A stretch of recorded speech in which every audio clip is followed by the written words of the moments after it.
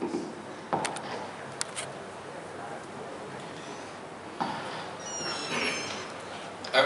billahi minasyaitonir rajim. Bismillahirrahmanirrahim. Assalamualaikum warahmatullahi wabarakatuh. Alhamdulillahi rabbil alamin, wassalatu wassalamu ala asyrafil anbiya'i wal mursalin sayyidina Muhammadin wa ala alihi wa sahbihi ajma'in. Rabbi shrah li sadri wa yassir li amri wahlul 'uqdatam min lisani yafqahu qawli. Allahumma la sahla illa ma ja'altahu sahla wa anta taj'alul hazna idza syi'ta sahla. Allahumma yassir wa la tu'assir. Allahumma yassir wa la tu'assir. Allahumma yassir wa la tu'assir. Alhamdulillah, kita merafakkan kesyukuran kehadrat Allah Subhanahu wa taala kerana dengan limpah dan mulianya dapat sama-sama kita berada di dalam surau ini, menunaikan salat fardu maghrib, diberi kelapangan kepada kita untuk duduk-duduk lagi sementara menunggu menunaikan salat fardu isya. Kita pada malam ini akan meneruskan lagi kupasan kitab kupasan hadis-hadis yang disusun oleh Imam An-Nawawi rahimahullah melalui kitab Riyadhus Shalihin. Dan pada malam ini insya-Allah kita akan memulakan hadis-hadis di bawah tajuk menjaga sunnah dan adab. Jaga sunnah, jaga sunnah-sunnah Rasulullah sallallahu alaihi wasallam, yaitu dari sudut melaksanakan apa yang dilakukan oleh Rasulullah, cuba menjaganya, menghidupkannya, dan juga meninggalkan sunnah tarki, ya, sunnah meninggalkan perkara-perkara yang disuruh oleh Rasulullah sallallahu alaihi wasallam untuk ditinggalkan. Baik. Di bawah tajuk ini kita akan lihat dahulu beberapa ayat yang berkaitan dengan tajuk ini, yaitu menjaga sunnah, yaitu melalui firman Allah suratul Hasyr ayat 7. Bismillahirrahmanirrahim. Wa ma atakumur rasulu fakhuduh. Dan apa-apa sahaja yang telah didatangkan oleh Rasul kepada kamu, maka ambillah ia. Wa ma nahakum anhu fantahu. Maka dan apa-apa yang beliau telah larang daripada yang telah beliau larang daripada kamu melakukannya, fantahu, maka berhentilah daripada melakukannya atau tinggalkanlah perkara tersebut. Nah, ini firman Allah terkait dengan ambil apa yang dibuat oleh Rasulullah, bermaksud beramal, lakukan apa yang Rasulullah buat, apa sahaja yang Rasulullah buat, dan apa sahaja yang dilarang maka ditinggalkan. Itu maka apabila kita jadi orang yang melakukan sunnah Rasulullah ini, maksud dalam masa yang sama kita menjaga sunnah. Seterusnya firman Allah di dalam surah An-Najm, wa ma yantiqu 'anil hawa in huwa illa wahyun yuha. Dan dia, yaitu Rasulullah, tidaklah bercakap mengikut hawa nafsu, mengikut keinginan nafsu, ya tidak. Tetapi huwa illa wahyun yuha, tetapi ia, yaitu kata-kata yang keluar daripada Rasulullah itu ialah wahyu, yuha, yang diwahyukan kepada, wahyu daripada Allah yang Allah wahyukan kepada Nabi Muhammad sallallahu alaihi wasallam. Jadi Nabi sallallahu alaihi wasallam tidak bercakap, kata-katanya itu tidak ada kata-kata yang bersifat lahu ataupun tidak betul, salah dalam urusan agama. Nah, jadi tidak adalah keperluan untuk mempertikaikan kata-kata Nabi. Sebab apa? Sebab dia tidak cakap dengan kata-kata nafsu dia. Dia bercakap itu berdasarkan apa yang Allah wahyu dari sudut urusan agama. Tapi kalau bukan urusan agama, para ulama adalah menyatakan bahawa ada juga yang Nabi tersilap. Itu bukan urusan, ini dia bukan wahyu, dia bukan urusan agama. Contohnya ialah Nabi SAW dalam satu misi peperangan, Nabi bercadang untuk menjadikan satu tempat itu sebagai kubu pertahanan. Nah, jadi bila Nabi cadang buat berhenti nak buat situ kubu pertahanan, sahabat Rasulullah ni dia tanya, ya Rasulullah, berhenti kat sini ni wahyu ke atau pandanganmu saja? Pandangan tanpa wahyu lah maksudnya. Memang Allah suruh ke melalui wahyu, Allah hantar wahyu ke, ataupun itu pandangan saja? Lalu Rasulullah kata, itu pandanganku saja. Lalu sahabat itu kata, kalau pandanganmu saja, aku berpendapat tempat lain lagi sesuai, ada lagi tempat lain yang lebih baik lah maksudnya. Lalu Nabi SAW bersetuju dengan orang itu. Ini dalam urusan apa? Nah, dia bukan urusan agama, urusan perang, urusan nak tentukan tempat mana yang kita nak duduk, bagus ke tak bagus, berdasarkan kepada pengalaman. Jadi dia bukan ada hukum fiqh kat situ. Nah, bukan ada urusan agama kat situ. Jadi pergi berperang tu tuntutan agama, tetapi nak duduk kat mana, nak buat tempat medan kita berkumpul kat mana tu atas kebijaksanaan. Nah, jadi Nabi dinasihati oleh sahabat yang lebih berpengalaman. Lalu Nabi terima pandangan. Tapi sebab tu sahabat tu dia tanya, sahabat tu dia tanya dulu, ni wahyu ke tak? Kalau wahyu memang tak boleh kata apa lah. Tapi kalau pandangan, begitulah. Satu hadis itu menunjukkan bahawa pandangan manusia ia boleh betul dan boleh salah. Nah, jika kerana ia hanyalah pendapat. Jadi pendapat kata pendapat ni ia terbuka kepada perbincangan. Kita rasa pendapat kita dalam satu-satu perkara sangat baguslah. Tak ada orang boleh lawan pandangan kita dalam masalah ni. Tiba-tiba datang orang bagi tahu, tak betul pandangan ini. Nah, kurang tepat ke? Jangan marah. Sebab apa? Itulah dia sifat kepada pandangan.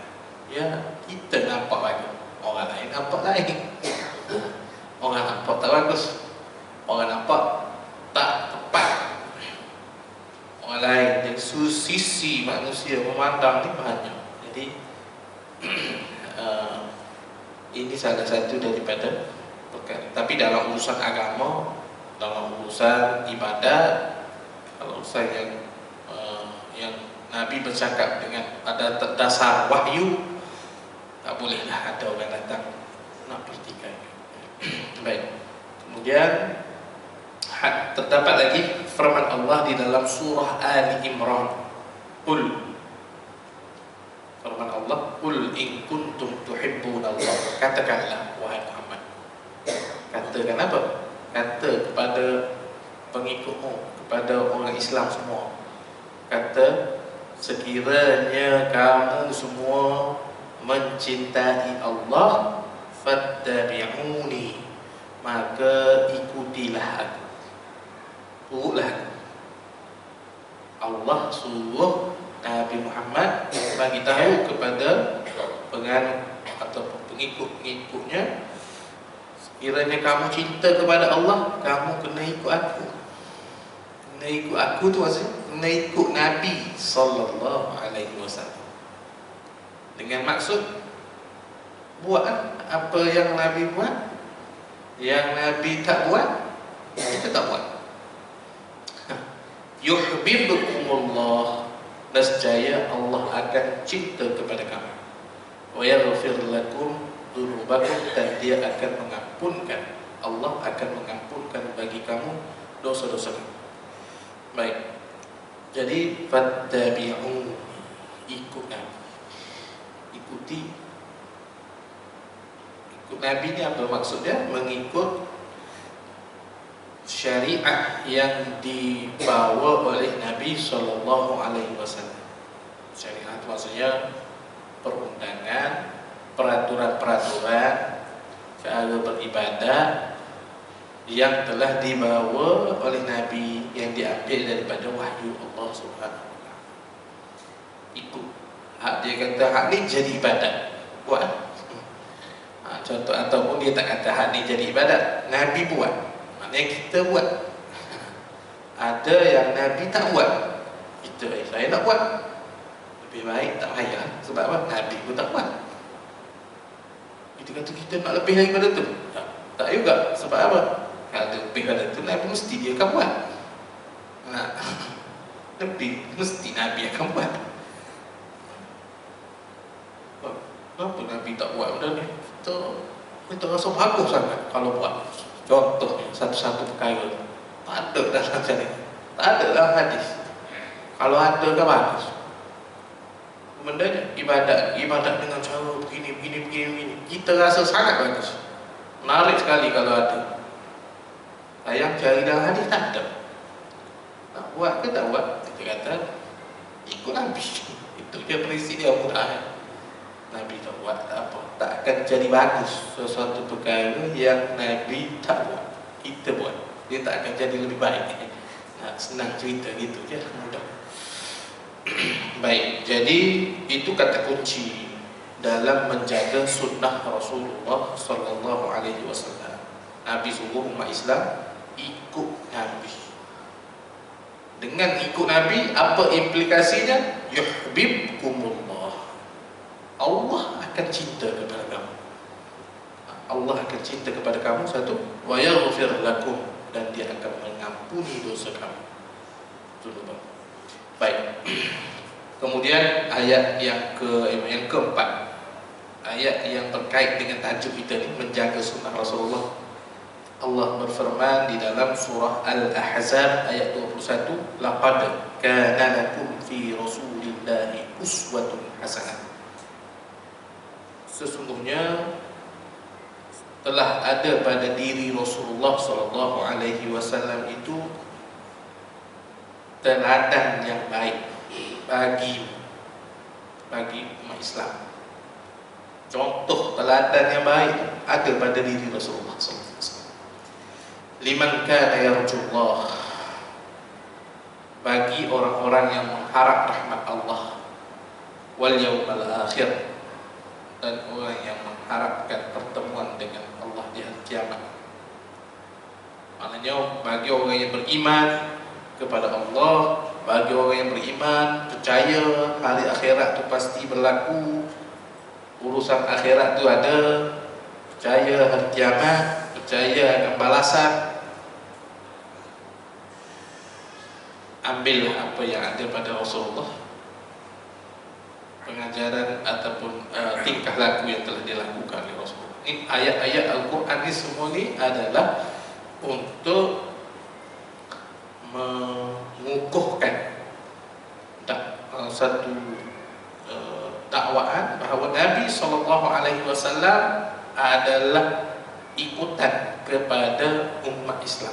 Garis panduan kepada umat Islam ialah Nabi SAW.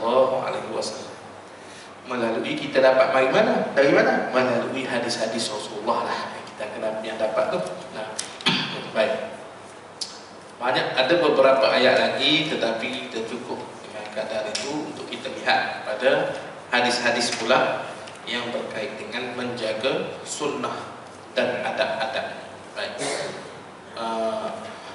Di dalam hadis yang pertama, an Abi Hurairah radhiyallahu anhu, daripada Abu Hurairah radhiyallahu anhu, anin Nabi sallallahu alaihi wasallam, daripada Nabi sallallahu alaihi wasallam, baginda bersabda, qala da'uni ma taraktukum, biarkanlah aku dengan apa yang aku tinggalkan kepada kamu. Apa maksud biarkanlah aku dengan apa yang aku tinggalkan kepada kamu? Maksudnya apa yang aku buat, yang telah aku lakukan, ada dalam hadis-hadis, ada maknanya riwayat-riwayatnya, maknanya sahih lah, memang betul Nabi buat. Jika sesuatu itu maknanya telah dilakukan oleh Rasulullah, jangan kamu banyak soal. Da'uni ma taraktu, jangan banyak persoalkan lagi bila sesuatu itu betul lah daripada Nabi, dari sudut tindakan itu betul ke ni? Ya. Cara ni tahu dah daripada Nabi, hadis pun sahih dah, betul dah daripada Nabi, masih lagi ada keraguan, tak nak lagu tu. Nabi nak kita, kalau dah pasti bendanya daripada Rasulullah, makinlah ia suatu yang ada kebaikan. Sesungguhnya Nabi kata lagi, innama ahlaka man kana qablakum kasratu su'alihim, sesungguhnya kehancuran atau binasa umat-umat yang terdahulu sebelum kamu, yaitu umat-umat yang Allah utuskan kepada nabi-nabi sebelum-sebelum ni, yang jadi punah ranah, yang jadi terseleweng, yang jadi rosak ajaran yang dulu-dulu tu, kerana banyaknya pertanyaan mereka. Kasratu su'alihim, banyak tanya satu, wa ikhtilafuhum ala anbiya'ihim, dan mereka buat tak serupa dengan apa yang Nabi dia suruh. Dia banyak tanya, lepas tu akhir-akhir ni dia buat yang bertentangan. Tak bagus hak dia ni, hak ni ada lagi yang bagus. Jadi perangai macam tu, duk berasa yang Nabi dia buat tu tak berapa bagus mana, ada lagi yang lebih bagus, yang dia rasa tu lagi bagus. Dia tu bukan Nabi. Ni perangai ni yang Nabi larang. Nabi bagi tahu ni supaya kita orang Islam jangan jadi seperti itu. Jangan jadi orang yang berasa kita ni hari ni bagus je kita buat macam ni. Lepas tu Nabi buat, Nabi buat tu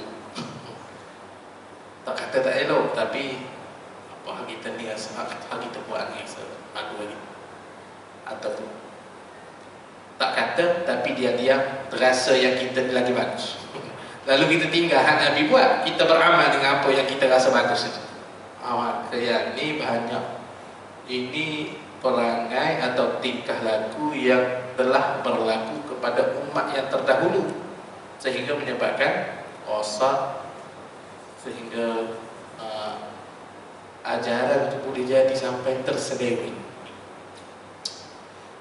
Lepas tu, fa idza nahaitukum an syai'in fajtanibuh, sekiranya aku melarang kamu daripada melakukan sesuatu, maka jauhilah perkara tersebut, jangan buat kan itu. Wa idza amartukum bi amrin, dan apabila aku suruh kamu melakukan sesuatu perkara, fa'tu minhu mastata'tum, maka lakukanlah semampu yang kamu boleh.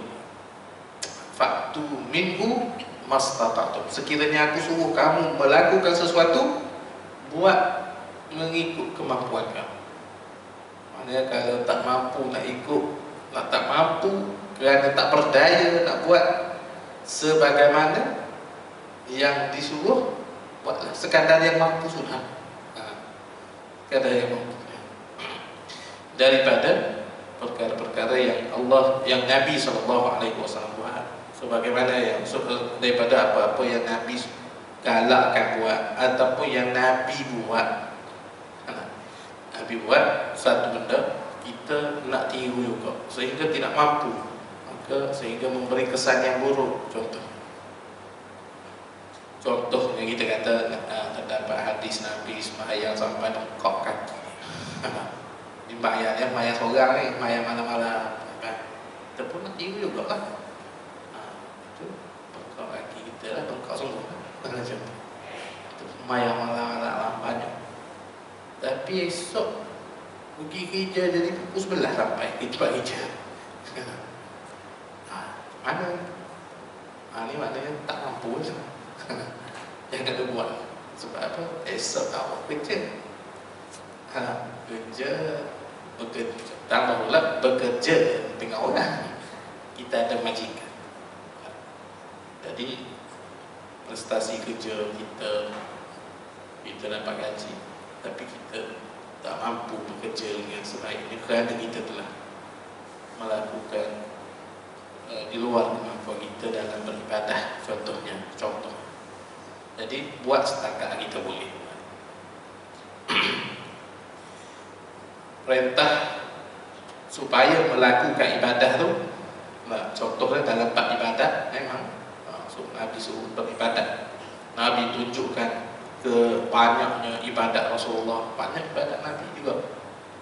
Ada yang banyak, ada yang menunjukkan Nabi SAW. Contohnya macam bangun pada malam, setiap malam kita buat. Dan kita bangun malam kita tu dengan keadaan kita bekerja hari ini mampu. Kalau mampu, teruskan bagus lah, sangat bagus lah.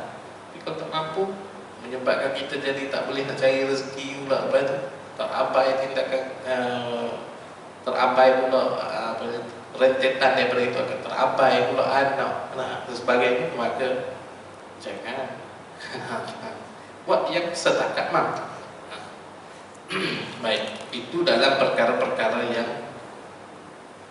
disunatkan. Kalau yang wajib, memang kena buat lah. Memang tidak ada jalan. Dan kewajiban dalam Islam ni dia tak buat. Kalau daripada sudut ibadat, benda yang wajib dalam Islam, ibadat, memang dia tak buat. Dia memang prinsip dia ringan, tidak membebankan. Tak banyak ibadat dalam Islam yang wajib ni, dia tak banyak. Dia solat 5 kali sehari, kejap-kejap solat tu pun. Puasa sebulan Ramadan, zakat bila sampai masa dia, haji bagi yang mampu. Lebih daripada itu, yang sunat-sunat tu, itu ikut kemampuan. Berasa nak buat, silakan. Galakkan untuk melakukannya ada. Tapi kalau tak mampu, buat yang mampu saja. Buat yang setakat yang mampu. Baik. Macam tak galakkan orang buat ibadat je, Ustaz. Dah tak galak. Ini Nabi pesan supaya mastata' fa'tu minhu mastata'. Lakukanlah daripada perkara yang diperintahkan itu mengikut kemampuan kamu.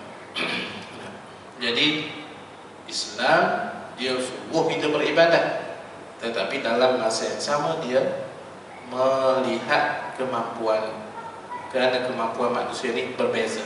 Ada orang dia dah mampu, dia boleh bangun malam lama sebab kerja dia ringan, pergi pukul 11, 12 tak apa. Dia kerja sendiri dia. Ada orang dia pencet, dia tak terikat. Dia nak tidur pukul 10 pagi boleh, dia nak tidur sebelum zuhur boleh, dia nak tidur petang lagi boleh. Dia nak berehat. Jadi dia bangun beribadat malam, mau masa dia tak ada masalah. Banding orang yang sedang bekerja, dia kena 8-5 contohnya, bekerja cari rezeki. Kalau dia orang malam, kalau dah biasa boleh juga. Tapi kalau dia tak mampu, dia kena mengikut kemampuan dia sehingga tidak terjejas yang siang hari soal keduniaan dia. Baik. Jadi tidaklah Islam itu menekan, memaksa, mesti dalam perkara-perkara yang sunnah. Baik. Kemudian Abi Nujaih al-Irbad bin Sariyah radhiyallahu anhu qala wa'azana Rasulullah sallallahu alaihi wasallam. Daripada Abi Nujaih al-Irbad bin Sariyah radhiyallahu anhu, beliau berkata Nabi sallallahu alaihi wasallam telah berpesan kepada kami ataupun memberi peringatan kepada kami, memberi tazkirah, peringatan-peringatan kepada kami, mau'izatan balighatan, satu nasihat yang menggetarkan dan menitiskan air mata, wajilat minhal qulub, menggetarkan hati, wa zarafatin minhal uyun, sehingga mengalirkan air mata. Nasihat-nasihat Nabi itu pada satu hari Nabi beri pesan-pesan. Sebahagiannya ada yang menitiskan air mata. Faqulna, lalu kami kata kepada Nabi sallallahu alaihi wasallam. Ini Abi Nujaih al-Irbad ni dia dengan sahabat-sahabat lainlah, dia kata ya Rasulullah ka'annaha mau'izatun muwaddi' fa'awsina. Nah, dia kata kepada Rasulullah, ya Rasulullah, seolah-olah ini adalah nasihat yang orang yang akan berpisah. Ini nasihat ni nasihat yang macam nak pergi dah ni. Qala, lalu fa'awsina, kata kami berkata, berilah nasihat lagi kepada kami ya Rasulullah. Beri nasihat lagi kepada kami. Lalu Rasulullah sallallahu alaihi wasallam pun bersabda, qala usikum bitaqwa, aku berpesan kepada kamu supaya bertakwalah kepada Allah, was-sam'i wat-ta'ah, dan hendaklah kamu mendengar, wat-ta'ah, dan hendaklah kamu taat. Wa in ta'ammara 'alaikum 'abdun habashi, walaupun yang memerintahkan kamu melakukan sesuatu itu adalah daripada kalangan hamba Habsyi sekalipun. Ini maksudnya apa di sini? Nabi SAW pesan suruh bertakwa kepada Allah, itu yang pertama. Bertakwa kepada Allah. Kemudian yang kedua, as-sam'u wa ta'ah ini kepada pemimpin. Hendaklah kamu mendengar dan hendaklah kamu taat kepada pemimpin kamu. Walaupun ta'ammara 'alaikum, walaupun yang memerintahkan kamu tu ataupun yang jadi pemimpin kamu pada waktu itu ialah, walaupun dia itu adalah seorang hamba daripada hamba Habsyi. Orang Habsyi ni orang Habsyi ni Habsyah ni Ethiopia. Orang dia kulit hitam legam, lepas tu mundur negara Ethiopia. Maknanya Nabi kata kamu kena dengar dan taat kepada pemimpin. Wa inta, walaupun yang memimpin kamu itu adalah daripada kalangan hamba. Dahlah hamba satu, Habsyi hamba Habsyi. Wa annahu man ya'ish minkum fasayara ikhtilafan katsiran.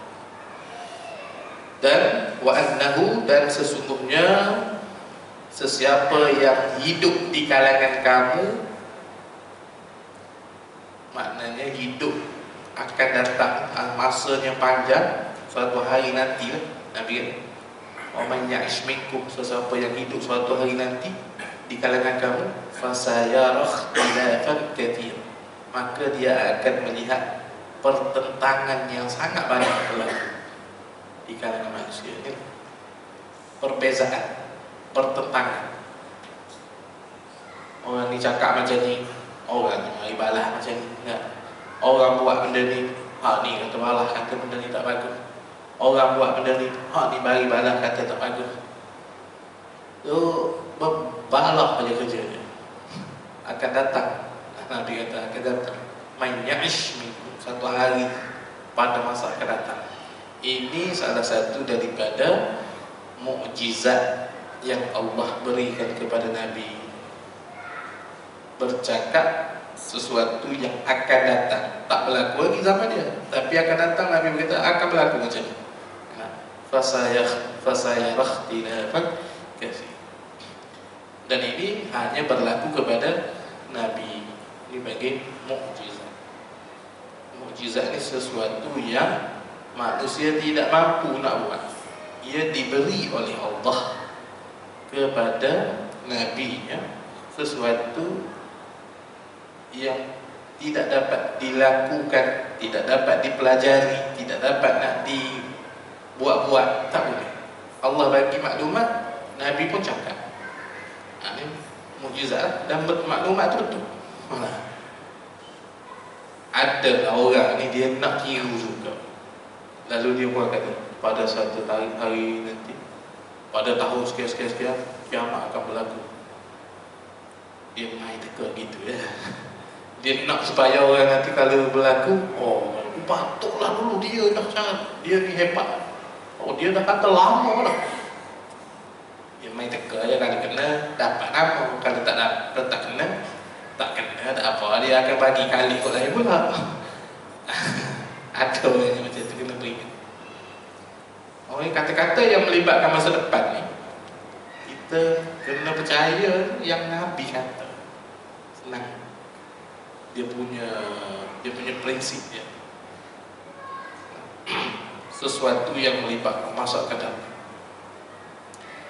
Tetapi tuan-tuan, sesuatu yang melibatkan akan datang ni yang memang tak dapat dikesan dengan jangkaan, dengan faktor-faktor yang dapat dilihat dengan mata kasar, tak ada. Kalau sesuatu yang dapat dinilai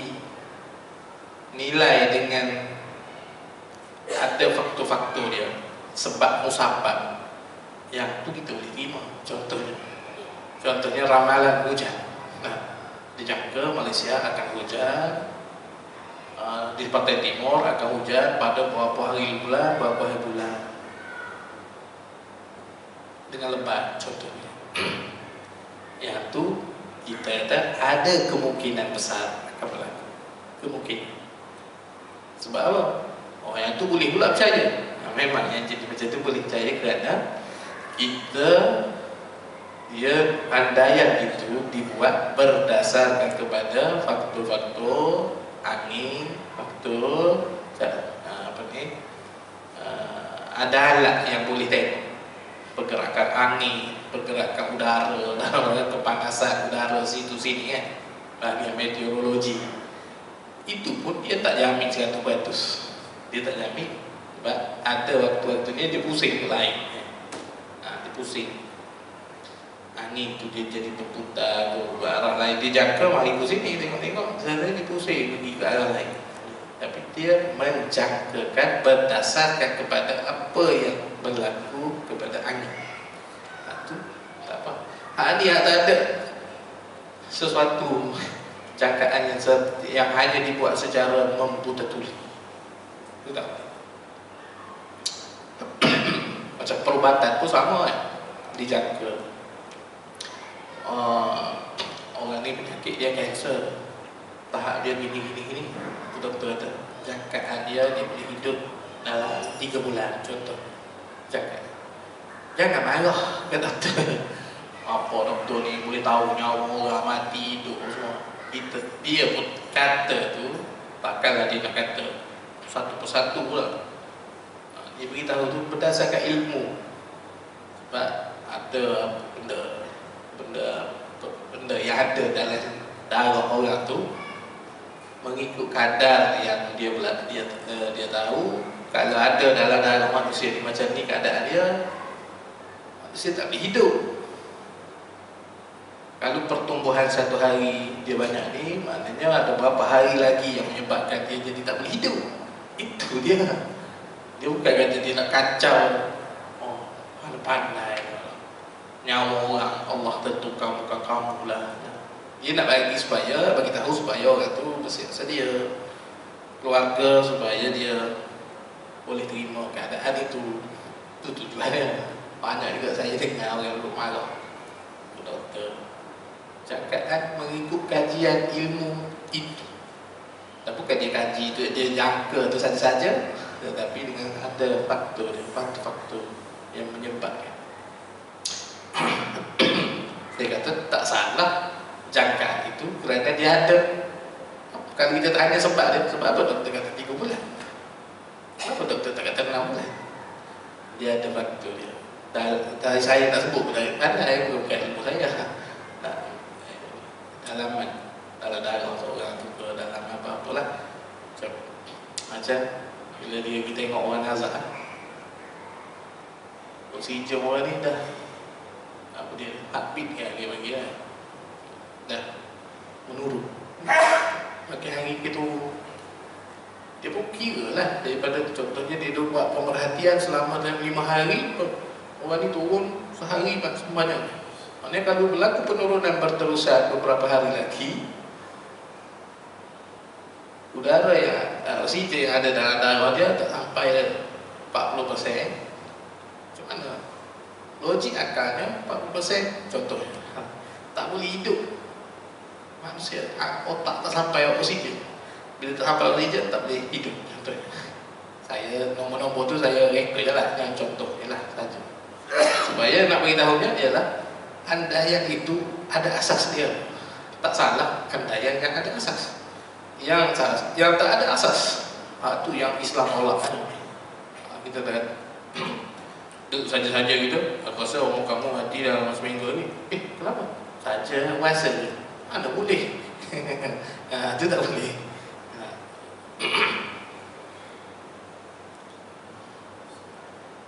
Ada orang ni dia nak buat macam tu supaya orang kagum dengan dia. Ini na'udzubillah. Dia nak orang kagum, lalu dia pun suka membuat andaian. Maka yang diperbuatkan salah, kerana nak cari kagum orang. Baik, jadi Nabi SAW, kita sambung balik kepada hadis ini, wa annahu man ya'ish minkum fasayara ikhtilafan katsiran. Siapa yang hidup pada masa itu, suatu hari nanti ni, fasayara, maka dia akan lihat pertelingkahan manusia dengan sangat banyak berlaku. Fa'alaikum bisunnati. Macam mana? Lalu Nabi pun seterusnya memberitahu macam mana cara untuk selamat daripada keadaan itu.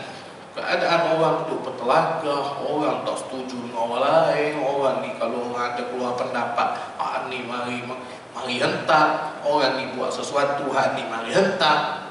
Keadaan itu keadaan akhir zaman. Nabi kata, macam mana kamu nak selamat jika kamu hidup di zaman itu? Itu maksud fa'alaikum bisunnati, maka hendaklah kamu berpegang dengan sunnahku wa sunnatil khulafa'ir rasyidin al-mahdiyyin, dan hendaklah kamu berpegang dengan sunnah yang maknanya perkara-perkara yang dilakukan oleh para khalifah yang telah diberi petunjuk kepada kita. Baik, kita sambung hadis di selepas azan insyaallah. Sikit.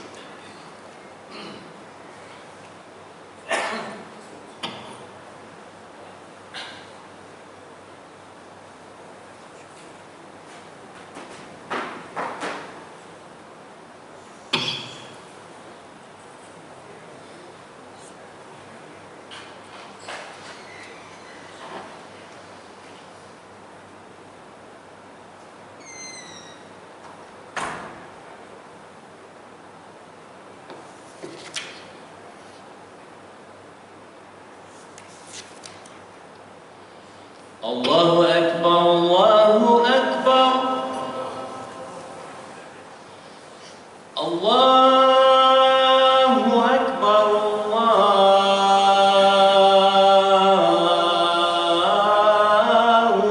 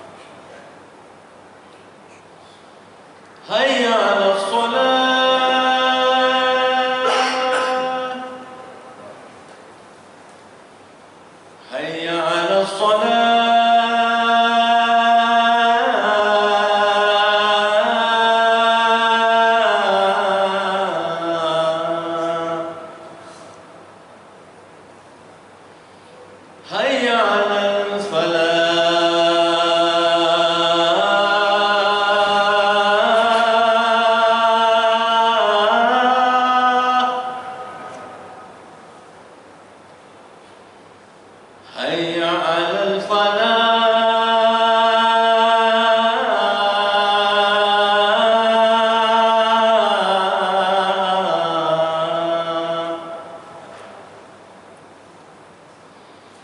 الله أكبر الله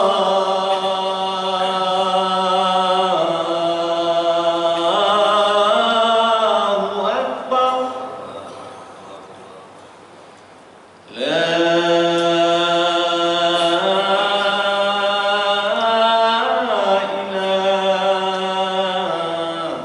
إلا الله.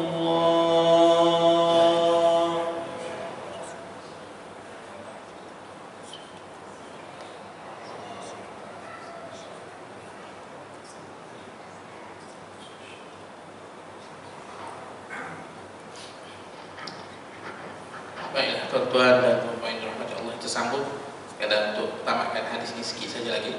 Fa'alaikum bisunnati, Nabi pesan setelah Nabi bagi tahu keadaan masa hadapan ni, keadaan dunia ni macam mana, dan kita pun lihat keadaan ini berlaku.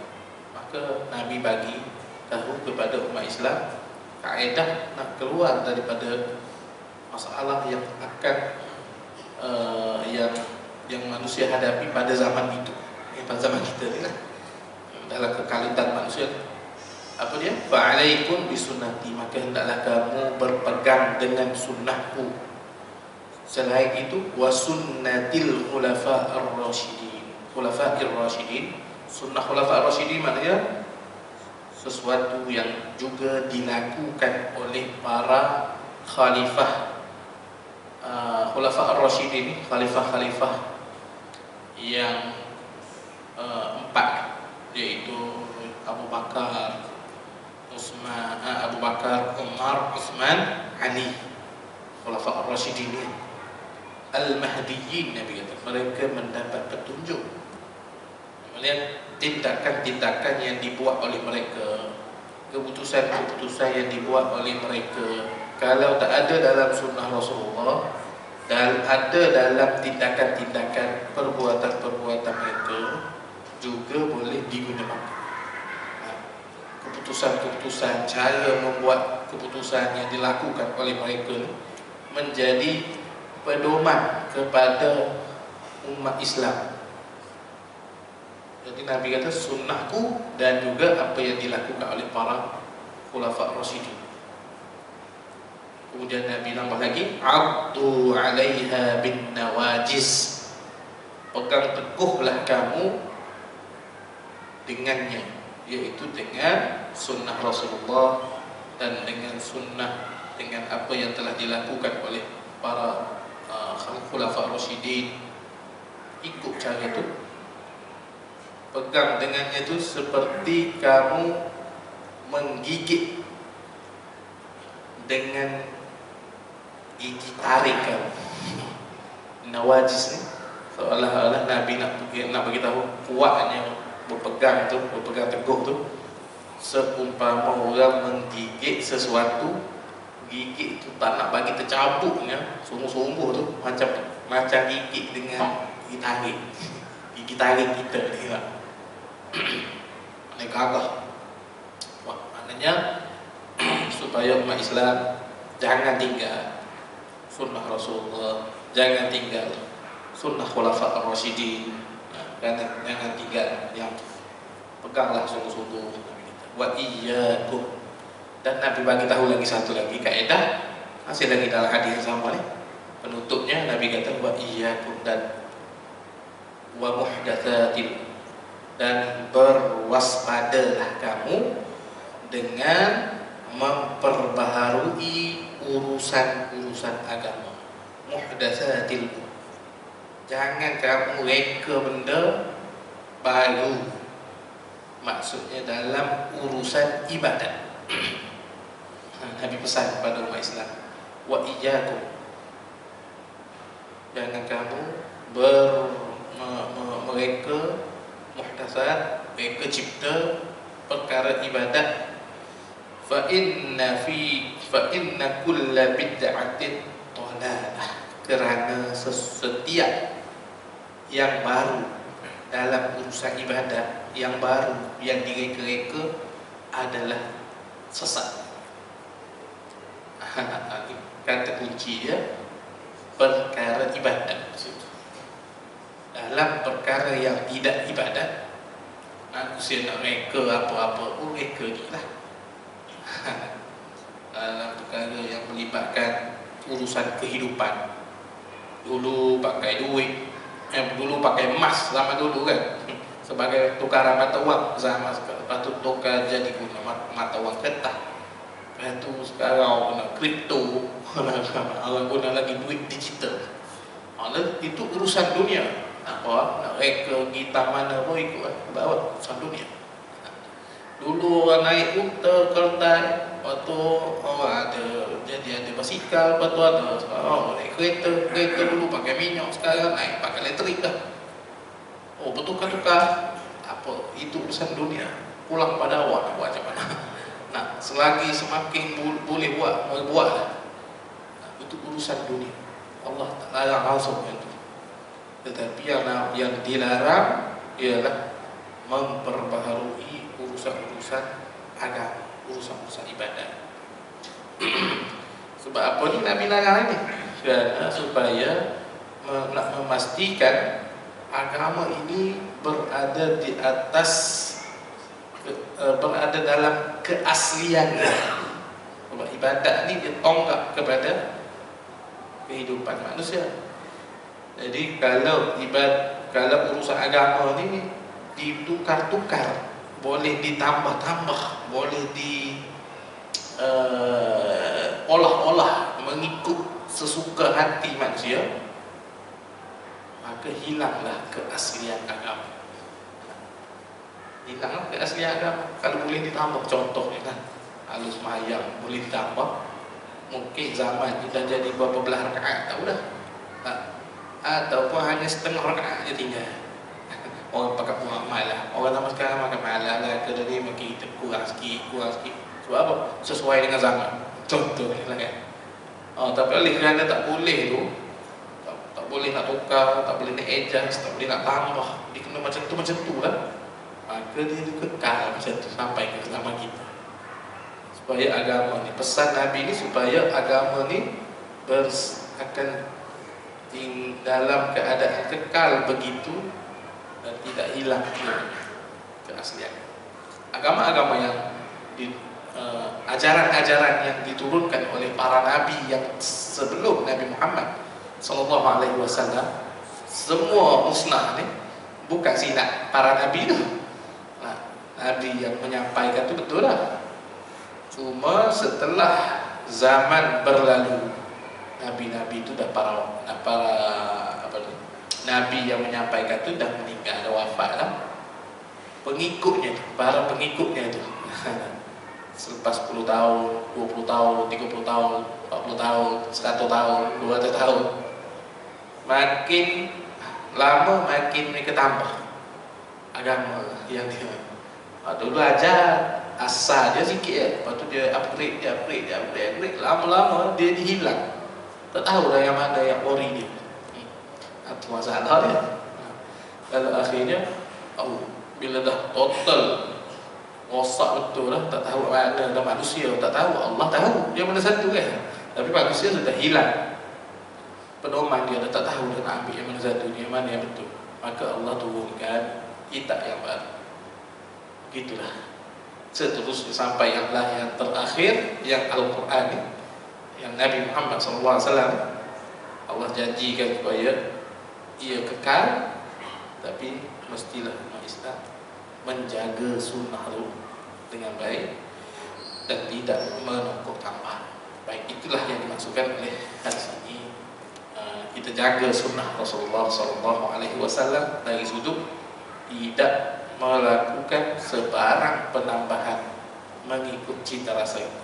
Buatlah apa yang sebagaimana yang ditunjukkan oleh Rasulullah SAW. Baik, sekarang itu saja tuan-tuan untuk malam ini. Mudah-mudahan ada kebaikan dan manfaatnya. Wabillahi taufiq wal hidayah. Wassalamualaikum warahmatullahi wabarakatuh. A'udzubillahi minasyaitonir rajim. Bismillahirrahmanirrahim. Alhamdulillah Rabbil Alamin. Wassalatu wassalamu ala Rasulillah wa ala alihi wa sahbihi ajma'in.